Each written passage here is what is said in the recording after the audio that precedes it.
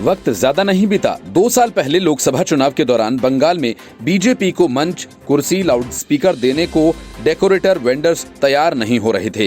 यहाँ तक कि होटल्स और गेस्ट हाउसेस में कमरे किराए पर भी नहीं मिल रहे हैं, क्योंकि तृणमूल कांग्रेस के नेता व कार्यकर्ता धमका रहे हैं। हालात का अंदाजा इसी से लगाया जा सकता है कि जुलाई 2018 में प्रधानमंत्री नरेंद्र मोदी की पश्चिमी मेदिनीपुर जिले में हुई सभा और इसको तैयार करने के लिए कोलकाता से डेकोरेटर ले जाया गया था और पंडाल का एक हिस्सा धराशायी हो गया था। इसके बाद अन्य राज्यों से बीजेपी को सभा के लिए मंच और पंडाल तैयार करने हेतु डेकोरेटर और कारीगर बुलाने पड़ रहे थे। दीवार लेखन तो दूर, लोग बीजेपी का झंडा लगाने से भी डरते थे। 2019 के लोकसभा चुनाव के बाद से स्थिति तेजी से बदलने लगी।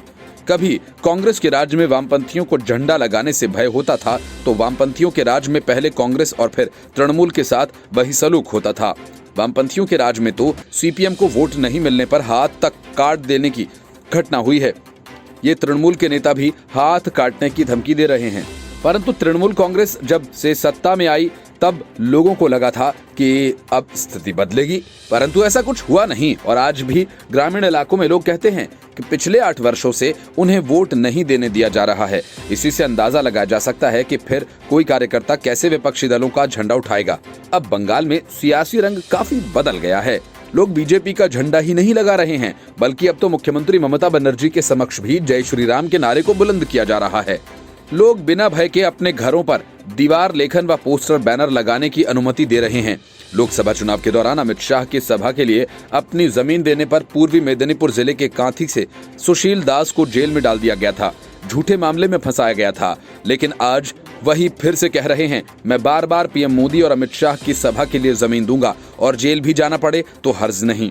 हर गली मोहल्ले में बीजेपी के झंडे और प्रत्याशियों को पोस्टर, बैनर और दीवार लेखन साफ देखा जा रहा है, जिससे ये साबित होता है कि कभी कांग्रेस और वामपंथी और इसके बाद तृणमूल कांग्रेस के वर्चस्व वाले बंगाल का सियासी रंग अब काफी बदल चुका है। भले ही चुनाव के नतीजे चाहे कुछ भी हों, लेकिन अब जय श्री राम, वंदे मातरम और भारत माता की जय के गूंजते रहेंगे ये नारे। कोरोना महामारी के चलते बीजेपी से लेकर तृणमूल कांग्रेस ने चुनाव प्रचार की रैली की शैली बदल दी है। भीड़ कम एकत्रित हो, इसके लिए तरह तरह के इंतजाम किए जा रहे हैं। बीजेपी ने प्रधानमंत्री नरेंद्र मोदी की रैली में 500 से अधिक लोगों की भीड़ एकत्रित न हो, इसके लिए चुनाव वाले विधानसभा क्षेत्र में बड़े बड़े LED स्क्रीन्स लगा रखे हैं। बंगाल में बीजेपी चुनाव समिति के सदस्य शिशिर बाजोरिया ने ये बताया, सभी LED स्क्रीन से लेकर मंच तैयार करने तक की जिम्मेवारी यहाँ के लोग एजेंसियों के पास है। उन्होंने कहा कि पहले इंतजाम में दिक्कत होती थी, लेकिन अब ऐसा नहीं है। Report, news of India.